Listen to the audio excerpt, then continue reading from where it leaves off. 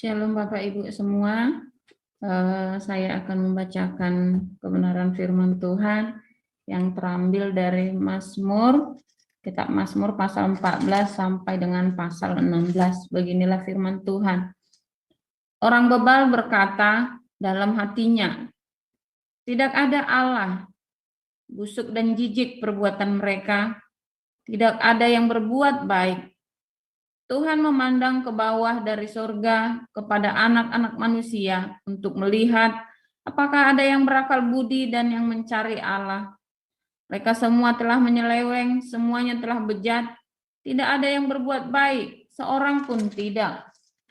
Tidak sadarkah semua orang yang melakukan kejahatan, yang memakan habis umatku seperti memakan roti, dan yang tidak berseru kepada Tuhan? Di sanalah mereka ditimpa kekejutan yang besar, sebab Allah menyertai angkatan yang benar.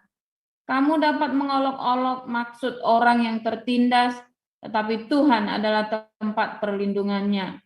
Ya, datanglah kiranya dari Sion, keselamatan bagi Israel. Apabila Tuhan memulihkan keadaan umatnya, maka Yakub akan bersorak-sorak, Israel akan bersukacita. Tuhan, siapa yang boleh menumpang dalam kemahmu? Siapa yang boleh diam di gunungmu yang kudus?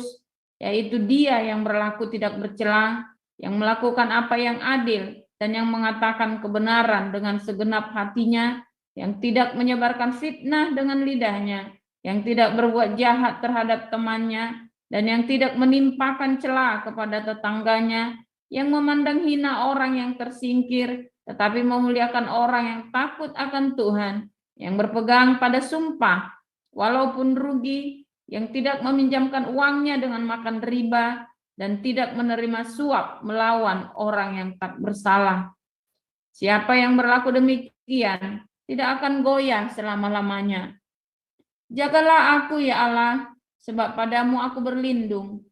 Aku berkata kepada Tuhan, Engkaulah Tuhanku, tidak ada yang baik bagiku selain Engkau. Orang-orang kudus yang ada di tanah ini, merekalah orang mulia yang selalu menjadi kesukaanku. Bertambah besar kesedihan orang-orang yang mengikuti Allah lain. Aku tidak akan ikut mempersembahkan korban curahan mereka yang dari darah, juga tidak akan menyebut-nyebut nama mereka di bibirku.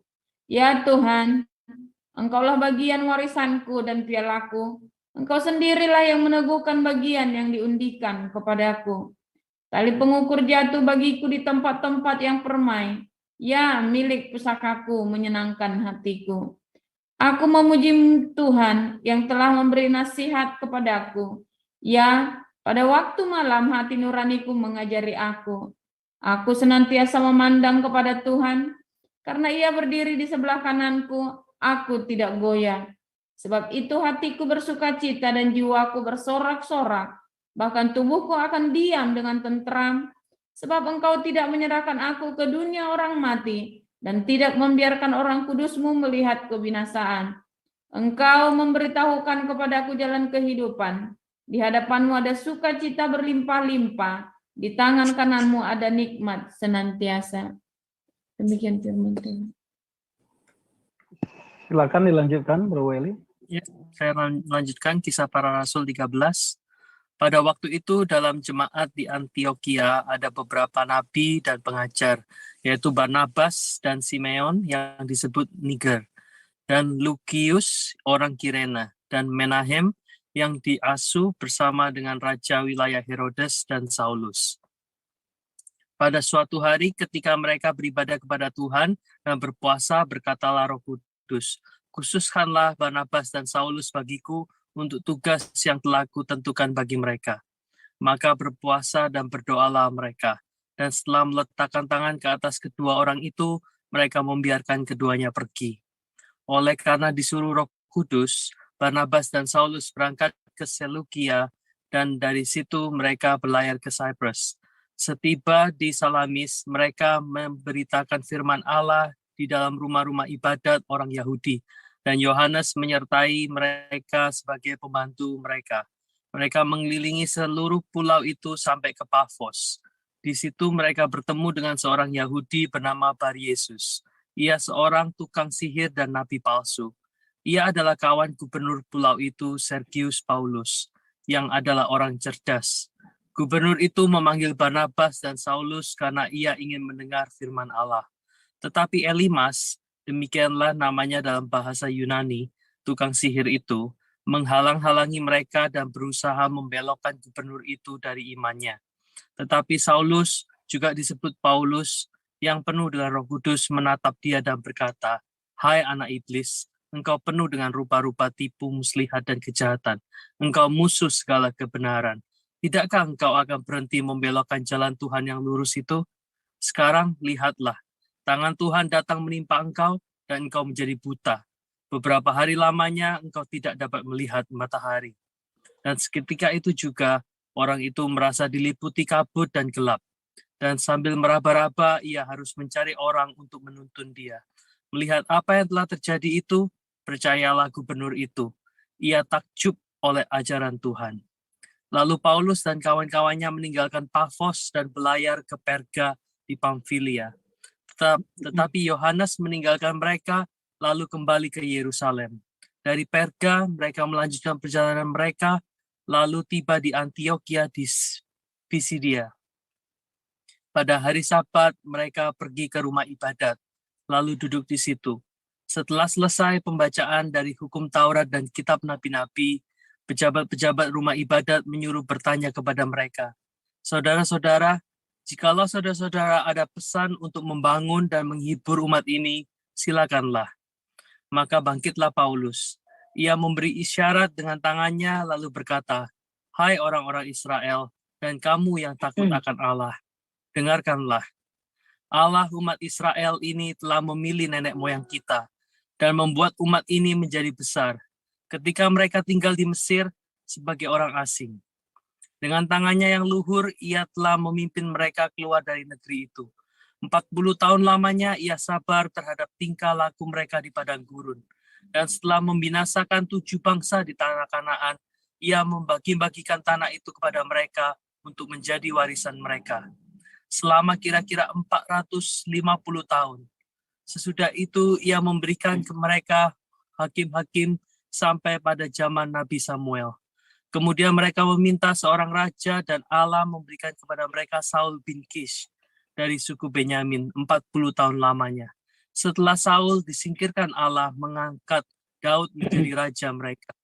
Tentang Daud, Allah telah menyatakan, "Aku telah mendapat Daud bin Isai, seorang yang berkenan di hatiku, dan yang melakukan segala kehendakku. Dan dari keturunannya lah, sesuai dengan yang telah dijanjikannya, Allah telah membangkitkan juru selamat bagi orang Israel, yaitu Yesus. Menjelang kedatangannya, Yohanes telah menyerukan kepada seluruh bangsa Israel supaya mereka bertobat dan memberi diri dibaptis. Dan ketika Yohanes hampir selesai menunaikan tugasnya, ia berkata, 'Aku bukanlah dia yang kamu sangka, tetapi ia akan datang kemudian daripadaku. Membuka kasut dari kakinya pun aku tidak layak.' Hai saudara-saudaraku, baik yang termasuk keturunan Abraham maupun yang takut akan Allah, kabar keselamatan itu sudah disampaikan kepada kita." Ya, saya Amin. akan lanjutkan. Kisah Rasul 13 ayat 27 sampai 52. Sebab penduduk Yerusalem dan pemimpin-pemimpinnya tidak mengakui Yesus dengan menjatuhkan hukuman mati atas dia. Mereka menggenapi perkataan nabi-nabi yang dibacakan setiap hari Sabat.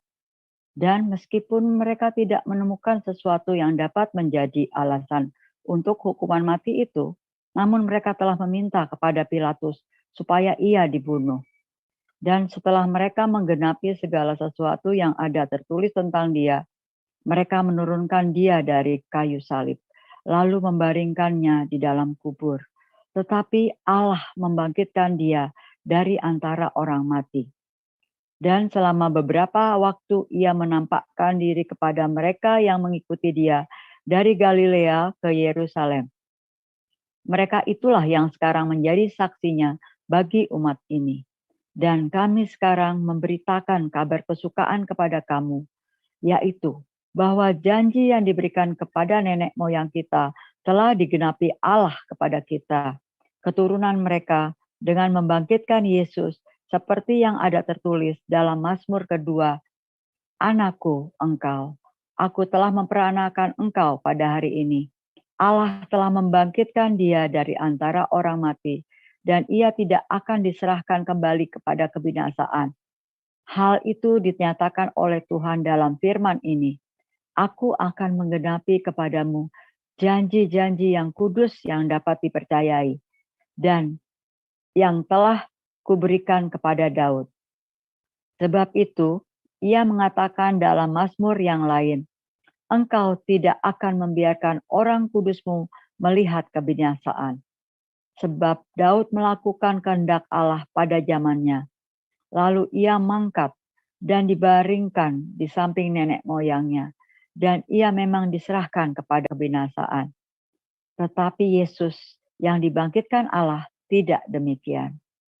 Jadi ketahuilah, hai saudara-saudara, oleh karena dialah maka diberitakan kepada kamu pengampunan dosa. Dan di dalam dialah setiap orang yang percaya memperoleh pembebasan dari segala dosa yang tidak dapat kamu peroleh dari hukum Musa. Karena itu, waspadalah supaya jangan berlaku atas kamu apa yang telah dikatakan dalam kitab nabi-nabi.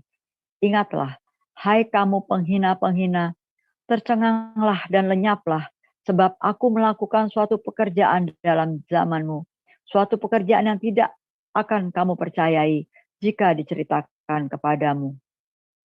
Ketika Paulus dan Barnabas keluar, mereka diminta untuk berbicara tentang pokok itu pula pada hari Sabat berikutnya. Setelah selesai ibadah, banyak orang Yahudi dan penganut agama Yahudi yang takut akan Allah mengikuti Paulus dan Barnabas. Kedua rasul itu mengajar mereka dan menasihati supaya mereka tetap hidup di dalam kasih karunia Allah. Pada hari Sabat berikutnya, datanglah hampir seluruh kota itu berkumpul untuk mendengar firman Allah. Akan tetapi, ketika orang Yahudi melihat orang banyak itu, penuhlah mereka dengan iri hati dan sambil menghujat, mereka membantah apa yang dikatakan oleh Paulus. Tetapi dengan berani Paulus dan Barnabas berkata, memang kepada kamulah firman Allah harus diberitakan lebih dahulu, tetapi kamu menolaknya dan menganggap dirimu tidak layak untuk beroleh hidup yang kekal. Karena itu kami berpaling kepada bangsa-bangsa lain. Sebab inilah yang diperintahkan kepada kami. Aku telah menentukan engkau menjadi terang bagi bangsa-bangsa yang tidak mengenal Allah, supaya engkau membawa keselamatan sampai ke ujung bumi. Mendengar itu, bergembiralah semua orang yang tidak mengenal Allah, dan mereka memuliakan firman Tuhan. Dan semua orang yang ditentukan Allah untuk hidup yang kekal menjadi percaya. Lalu firman Tuhan disiarkan di seluruh daerah itu. Orang-orang Yahudi menghasut perempuan-perempuan terkemuka yang takut akan Allah dan pembesar-pembesar di kota itu. Dan mereka menimbulkan penganiayaan atas Paulus dan Barnabas dan mengusir mereka dari daerah itu.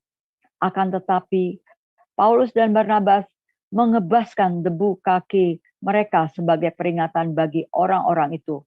Lalu pergi ke Ikonium, dan murid-murid di Antioquia penuh dengan sukacita dan dengan Roh Kudus. Demikian firman Tuhan. Amin. Silakan Pastor. Haleluya, luar biasa, Tuhan Yesus baik ya. Firman Tuhan itu akan memberikan enlightenment ya, rema yang baru setiap hari. Dan Anda akan hidup dituntun oleh Roh Kudus. Rema. Hari ini saya mengajarkan Anda darasnya. Ya, dari teks Anda dibaca baik-baik ya. Saya mengajarkan Anda darasnya, maknanya. Tapi shotnya itu harus Anda dengan Tuhan. Bagaimana? Ya, daras itu harus Anda lakukan. Ya, dan Anda harus berdiakonia. Harus berdiakonia. Tidak diakonia masuk neraka pokoknya. Ya, itu jaminan itu, jaminan masuk neraka itu. Anda tidak diakonia, masuk neraka aja pokoknya. Kalau Anda tidak mau berbagi dengan sesamamu, pokoknya masuk neraka aja. Mau alasannya 1001 saya miskin, saya apa? Orang miskin pun bisa berbagi. Orang kaya, alasannya tak puterin dulu begini ya, keputer beneran, kebusuk beneran Anda. Wah, kita sudah melewati semuanya. Ya, ketika waktu gaji masih kecil, waktu masih kere, Anda setia berdiakonia, begitu sukses, sudah hartanya melimpah, tak putar dulu pada nyandak ini, akhirnya Anda sama sekali nggak ada waktu berdiakonia. Makanya daripada Anda nggak ada waktu, Anda kirim ke Damaris. Di mana hartamu berada, di situ hatimu ada. Kalau hartamu ada di putaran, di dagangmu, sehingga hatimu di situ, begitu jeglok bareng, hatimu mampus. Kalau hartamu ada di bank, banknya jeglok. Hartamu ada di saham, ya sama. Hartamu ada di gedung gereja, ya sama. Gerejanya bubar, kamu stres. Kalau hartamu ada di Damaris, ya hartamu pasti ada di orang miskin. Berarti hartamu ada di sorga. Simple. Masa apa iya? Karena di Damaris tidak ada uang satupun yang masuk ke pengurus atau ke saya. Semuanya ke orang miskin atau ke tukang masaknya, ke diakennya. Ya, dan diaken-diaken itu hidupnya juga makannya dari situ. Ya kan? Luar biasa kan? Anda memberkati banyak orang. Ya kan? Makanya nanti saya ngajari, praktekkan. Saya ngajari praktek, saya langsung kasih. Ini pelajarannya, ini prakteknya. Anda mau detail, masuk ke dalam kelas evangelis, apologetik, apostolik. Simple sekali. Tapi Anda bandel sih, ya kan? Anda bandel. Sudah tak contoh-contoh kehidupannya tak hadapkan di depan hidung mata Anda. Bahkan live, wah langsung tontonan drama Korea gratis, ya kan? Anda nonton reaksi saya, bagaimana menanganinya semuanya. Ya kan? Nah, makanya Anda kuncinya cuma satu. Sekarang saya ajari Anda darasnya. Tapi kalau untuk menjadi shot, menjadi rema dalam hidup Anda, wah. Anda tahu kata pardes, ya. Pardes itu adalah tafsir Ibrani, tafsir rabbinik. Pardes itu artinya taman Tuhan. Anda ingin ada di taman Tuhan, Anda harus tahu pardes. Anda harus kuasai pardes. Pesat, teksnya, baca Alkitab tiap hari. Ya. Remes, Anda kudu baca yang benar. Jangan bacanya diseret. Nanti bisa ada Yudas masuk surga. Anda bacanya diseret, ya Yudasnya masuk surga. Dan saya nggak tahu cara bacamu gimana, kenapa Yudas bisa masuk surga. Maksudnya Yudas Iskariot ya. Bacanya yang benar. Celakalah adalah lebih baik apabila ia tidak dilahirkan. Ya, bisa masuk surga. Saya nggak ngerti cara Anda bacanya bagaimana. Makanya pesatnya kudu benar, teksnya kudu benar, remesnya kudu benar, bacanya. Darah saya jelaskan kepada Anda tiap pagi. Anda kurang jelas, ikut kelas evangelis, kelas apologetik, kelas apostolik. Ya, lebih puncak lagi, masuklah. Ya kan? Ikut masuk dalam pelayanan-pelayanan. Dalam diakonia itu nanti Anda akan mendapat shot dari daras yang Anda lakukan. Dari shot itu Anda akan penuh dengan Roh Kudus. Roh Kudus itu bukannya bili-bili si bala-bala, bukan yang begitu ya, yang kuraba-raba lama-lama amblas. Bukan. Ya, bahasa roh itu adalah ketika Anda hidup melimpah dengan namanya penuh dengan Roh Kudus adalah ketika Anda melimpah dengan rema, maka Anda penuh dengan Roh Kudus. Karena perkataan Yesus, rema dari Yesus adalah roh yang hidup, roh dan hidup. Itu Yohanes 6 ayat 63. Ya. Luar biasa kan? Nah, saudaraku, makanya pagi ini kita belajar terus darasnya. Hari ini kita belajar berkat di dalam perjanjian lama, versi perjanjian lama dan versi di dalam perjanjian baru. Ayat tadi ya kita baca di dalam Mazmur 14, 15, 16 Ayat 10 tadi sama dengan di Kisah Rasul tadi. Ayatnya dikutip di Kisah Rasul yang terakhir. Ia tidak akan membiarkan orang saleh, orang kudusmu, ya masuk ke dunia orang mati, tinggal di dalam hati orang selama-lamanya. Ya, itu ada sebuah nubuatan ketika Yesus turun ke Hades, maka dia naik ke surga. Ya, intinya tentang orang bebal dengan orang saleh, ya, adalah orang yang mau menerima Yesus Kristus dan orang yang menolak Yesus Kristus dengan kebebalannya itu tadi. Di dalam perjanjian lama, orang-orang bebal ini menolak. Dia nggak mau tahu, dia tutup kuping dengan ada Tuhan di surga. Sehingga dia berbuat, dia bunuh orang, dia rampok orang, dia ambil istri orang, dia tindas orang miskin, dia tindas orang sengsara, ya. Dia berzina, dia melakukan hal-hal yang tidak kudus yang lainnya.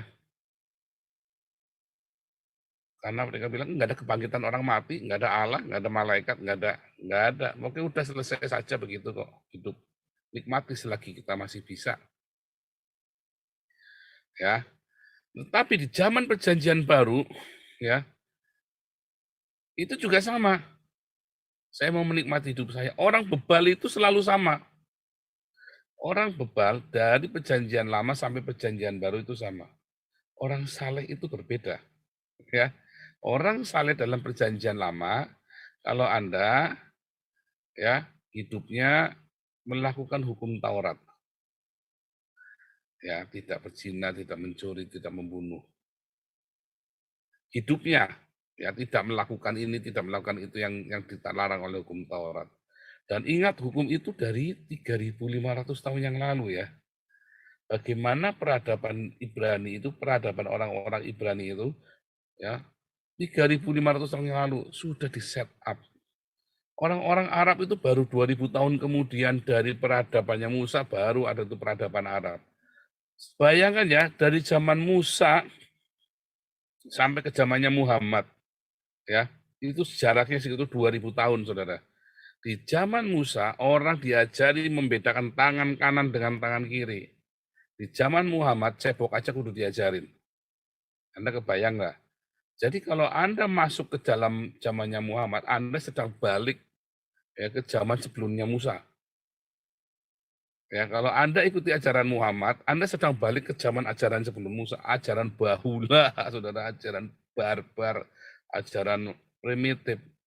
Karena di zaman Musa orang sudah diajarin. Di zaman Muhammad saja tidak pernah bisa membangun istana semegah Raja Salomo. Ya, di zaman Torah orang membangun bait suci Salomo. Anda lihat Ka'bah yang hari ini megah itu baru dibangun tahun 1970, saudara. Baru dibangun 1970, artinya itu kejadiannya adalah 3.000 tahun setelah Salomo membangun bait suci yang megah. Anda bayangkan betapa primitifnya ya peradaban Islam itu. Zaman Muhammad sampai tahun 1970 yang namanya Ka'bah itu cuma kotak saja. Batu-batu ditumpuk. Sama seperti yang ada di Iran, ya. Sama seperti yang di Petra. Kubus itu ada di kubus Ka'bah itu ada di Petra Yordania, ada di Iran ya. Kita nggak ke Petra tapi ya bulan September kita tanggal 1 sampai tanggal 9 September kita ada ini ya Bible study ke Israel ya. Biayanya $1.950 Amerika. Sekitar 25 sampai 28 juta kalau nggak salah ya. Nanti Anda bisa daftar, nomornya ada di flyernya itu ya. Atau kontak ke nomor handphone Hagios. Nah, saudara, di dalam peradaban itu yang namanya orang saleh adalah dalam tindakannya. Sehingga banyak sekali orang yang memalsukan tindakannya dengan mudah, saudara. Karena kesalehan diukur dari outputnya saja. Sehingga orang bisa tipu-tipu seperti ahli Taurat dan orang Farisi yang di zaman Yesus itu puncak dari orang menipu output kesalehan. Nah, banyak orang-orang Kristen yang menipu Anda dengan output kesalehan yang palsu. Ya, dibandingkan di era perjanjian baru, kesalehan itu dimulai dari hati yang benar. Karena mau outputmu apapun, hatimu nggak benar, nggak benar. Makanya Anda banyak kan melihat orang yang rajin ke gereja hidupnya sial terus. Orang yang rajin ke gereja tapi wah bencananya yang nggak karu-karuan. Karena di dalam kesalehannya dia menyembunyikan banyak dosa. Iya kan? Saya juga salah satu orangnya di zaman dulu. Saya menyembunyikan banyak sekali kenajisan, banyak sekali kemunafikan. Tetapi di hari-hari yang luar biasa ini ketika Tuhan pulihkan saya, ya ketika saya bereskan hati saya, maka tenang saudara. Makanya ya di zaman perjanjian lama banyak sekali ya orang-orang yang tidak bisa menerima mengapa ada orang yang beragama, yang sangat beragama, tetapi menindas rakyat.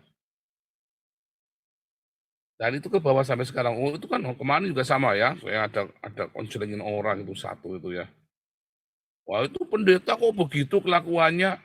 Nah kamu juga pendeta, kamu masa nggak tahu pendeta itu belum lahir baru? Kamu jangan mengharapkan pendeta itu sudah lahir baru. Dari cara ngomongnya, cara dia bersepak terjangnya dia saja, kamu sudah tahu dia belum lahir baru. Jangan mengharapkan kok pendeta begitu. Sudah bagus dia pendeta nggak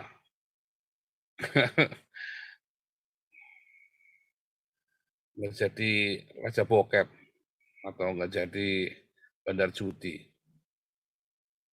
Ya kan? Udah bagus jadi pendeta dia. Dia cari uangnya dengan cara jadi pendeta. Dia cari duitnya ya begitu. Sehingga kelakuannya ya begitu. Karena dia jadi pendeta bukan karena panggilan dan pilihan Tuhan. Menjadi gembala bukan karena panggilan dan pilihan Tuhan. Karena dia lahir baru kemudian Tuhan tetapkan. Tetapi pendeta karena profesi pekerjaan yang karena dia nggak bisa kerja lainnya. Kerja paling enak kerja jadi pendeta. Ya kan? Ngoceh dapat duit. Lakuan mah nggak jelas.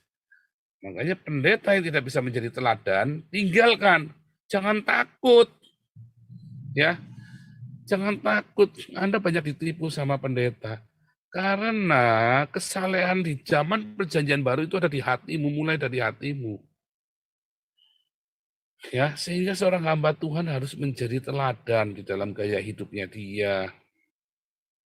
Ya kan? Di dalam responnya terhadap masalah. Itu penting. Ya. Penting sekali. Dan berkatnya juga sama. Di dalam perjanjian lama, berkat-berkat itu adalah yang jasmaniah yang nampak. Ya, kayak Ayub kemarin kita belajar. Hartanya banyak, anaknya cantik. Nah, itu berkat itu namanya tuh. Tetapi di era perjanjian baru, yang namanya berkat adalah ketika Anda menghadirkan kerajaan Allah buat Anda, keluarga Anda, lingkungan Anda. Sehingga ada kerajaan Allah di situ. Bapak Paulus saja membuat ini mengadu domba orang Kristen. Mana ada coba orang Kristen berantem gara-gara saya di Indonesia? Mana ada orang Islam, orang Kristen berantem gara-gara saya di Indonesia? Ada bakar-bakaran? Enggak ada. Sebelum saya teriak, banyak bakar-bakaran. Setelah saya teriak, orang enggak berani lagi bakar gereja. Kelihatannya keras ya yang saya ngomong ya. Tetapi mendatangkan damai kan buat Indonesia kan. Khilafah mau muncul langsung ditangkap. Ya kan? Langsung toa diberangus.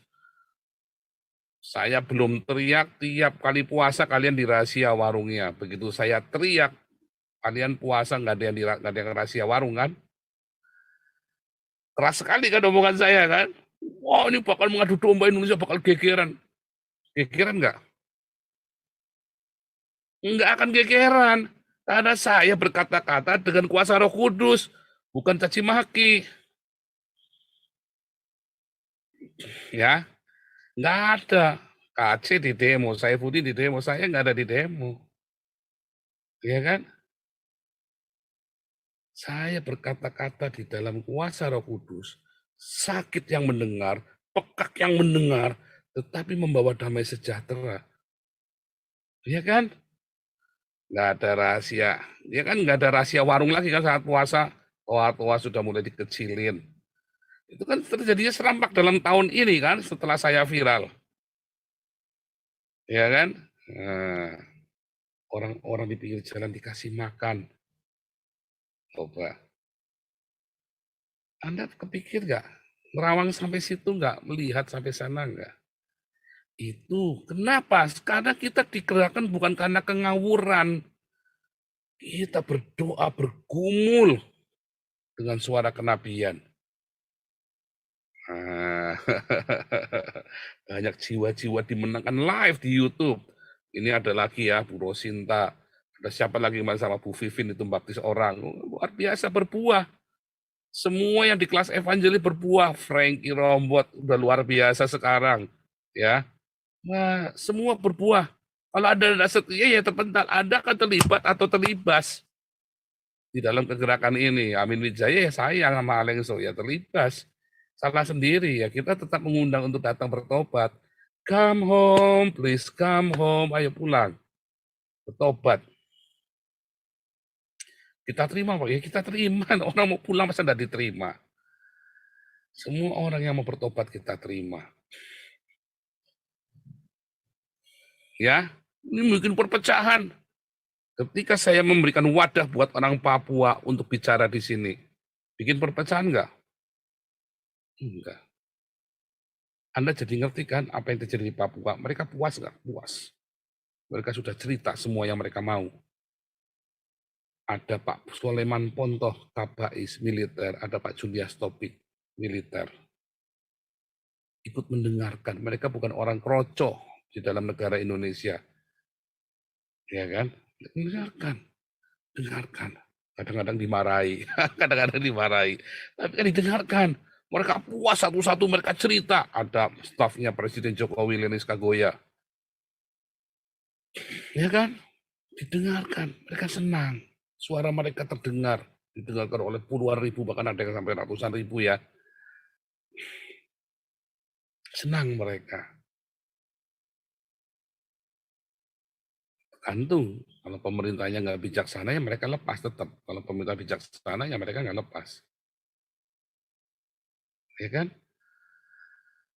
Kita diberi tugas menghadirkan kerajaan Allah di muka bumi ini. Demikian juga dengan Anda. Ya, bagi keluargamu, datangkan kerajaan Allah.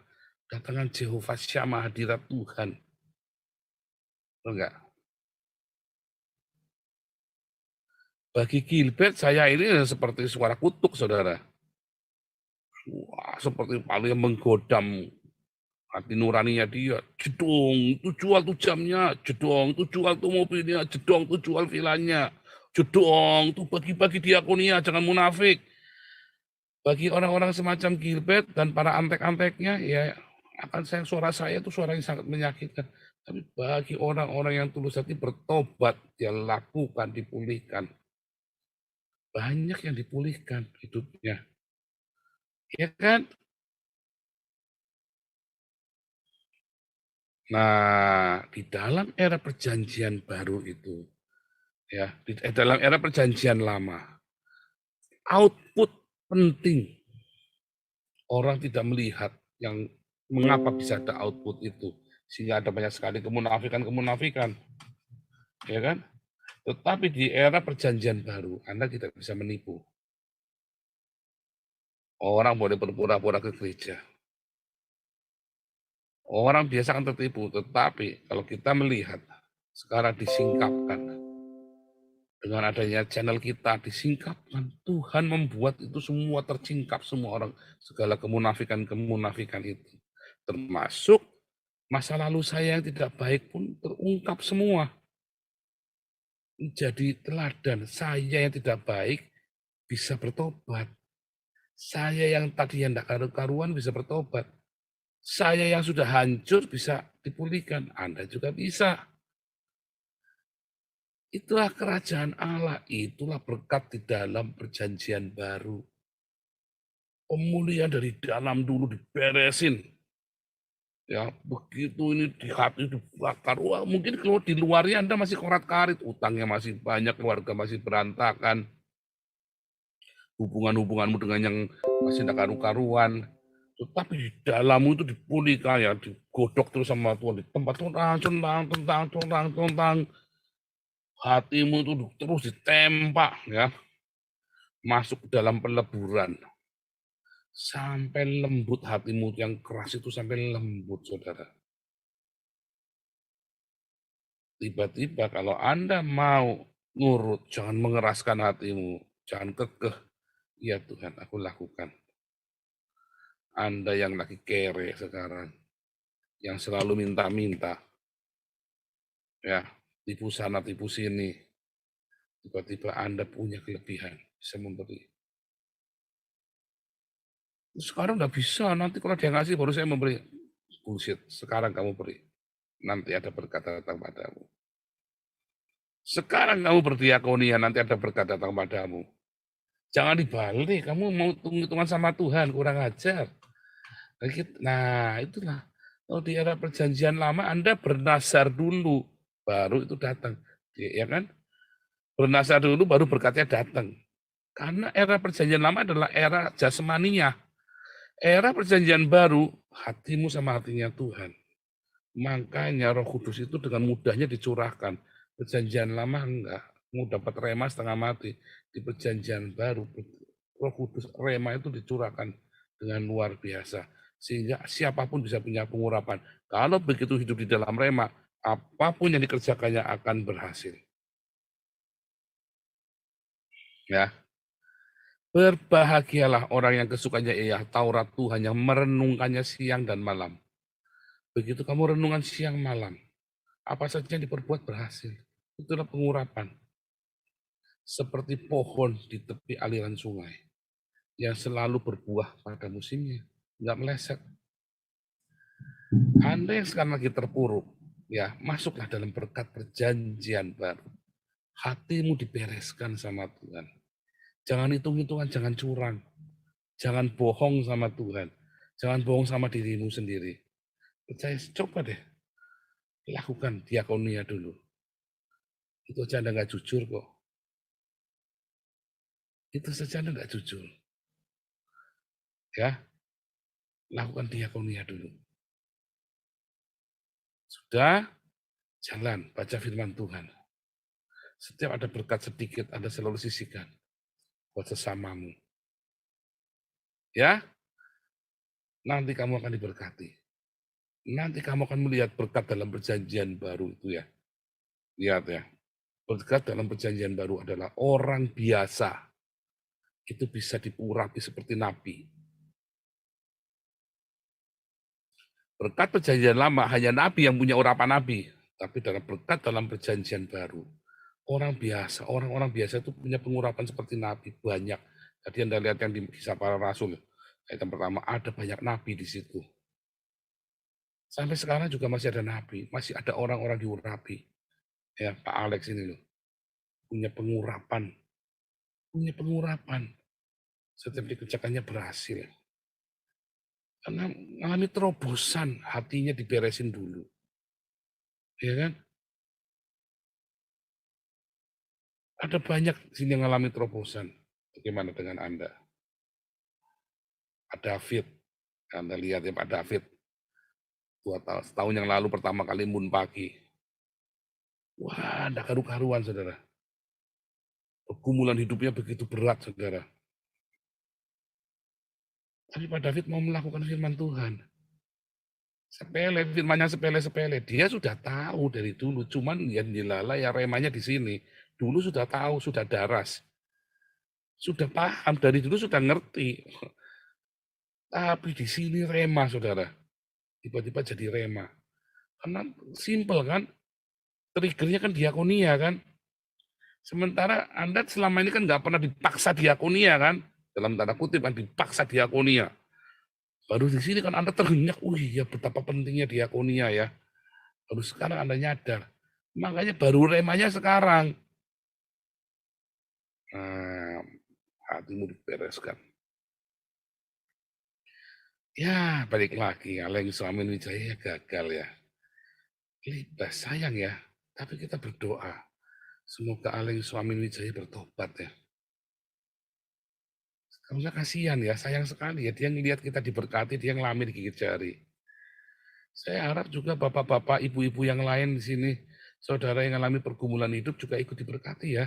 Jangan sampai gigit jari. Yesus, Yesus, dengar doaku, janganlah Tuhan lalui, berikan berkat-Mu. Kalau lain Tuhan menolong, tolong daku jua, ya. Kalau orang lain ditolong, tolong aku, jangan lewati aku Tuhan. Lah kamu dilewati, lah kenapa dilewati? Lah kamu nggak mau diakonia kok. Selingnya nggak bunyi kok. Iya kan? Kok Tuhan mata duitan loh. Firman-Nya berkata, kalau kamu kasih orang miskin, kamu sedang menghutangi Tuhan. Masa Tuhan nggak bayar utang? Nanti kita punya sebentar ya, tak selesaikan dulu utang sama ini ya. Saya tak selesaikan dulu utang nih sama Bu Indrawati nih. Malaikat lewat rumahnya Pak Syafi'i. Sebentar. Tak selesaikan dulu ya utangnya sama Pak Syafi'i. Kalau hutang, Tuhan kan berlipat ganda. Artinya saya nggak cerita berkat jasmani. Semua berkat itu damai sejahteramu, kesehatanmu, sukacitamu, termasuk ya juga jasmanimu, termasuk juga kesehatanmu. Ini saya lupa nih, saya punya hutang nih sama Anissa. Tuhan nggak melewatkan. Ya, saya sama Pak Mulya saya punya hutang. Itu ya, jangan lewatkan. Jangan sampai Anda ikut embun pagi, Anda nggak mengalami berkat Tuhan. Anda ngomong sama saya ya, nanti saya coba cari tahu kenapa saya ngomong-ngomong, tapi jangan bohong, janji. Boleh Anda telepon saya. Kalau Anda setahun ikut embun pagi, Anda belum mengalami terobosan, Anda boleh telepon saya. Ya WhatsApp, tapi jangan shalom Pak, apa kabar? Langsung aja shalom Pak, saya sudah setahun ikut embun pagi, kondisi kayak begini. Saya langsung jawab. Kalau saya jawab jangan marah ya. Karena saya kan jawabnya kan langsung to the point kan. Anda kan pengen, kalau Anda ke dokter kan pengen cepet cetek, langsung muter-muter. Ini namanya tulang backbone, ini namanya tulang kelima, sekian. Pak. Maksudnya apa? Ini kita sudah sejam, Bapak kasih ke, saya nggak ngerti. Dalam bahasa Indonesia saja. Artinya kamu kudu diamputasi. Udah selesai itu. Kan gitu aja kan. Saya kalau ngomong sama Anda itu nggak mau muter-muter. Kamu ini kamu diamputasi, udah selesai. Kamu bertobat, nggak bertobat kamu masuk neraka. Udah kalau ngomong sama saya begitu, singkat kan, hanya dalam beberapa kali udah, jadi nggak panjang lebar. Enak kan, langsung dapat tipsnya kan. Jadi jangan basa-basi ya, kalau sama saya jangan basa-basi, langsung aja, langsung cerita masalahnya. Ya, pasti saya jawab. Tapi kalau minta duit nggak dikasih, ya nggak dikasih. Karena sudah ada damaris. Tuhan Yesus memberkati. Haleluya. Jadi kalau setahun Anda tidak mengalami terobosan dalam hidupmu, ya, Anda kirim WhatsApp ke saya, cerita. Ya, Tuhan Yesus memberkati.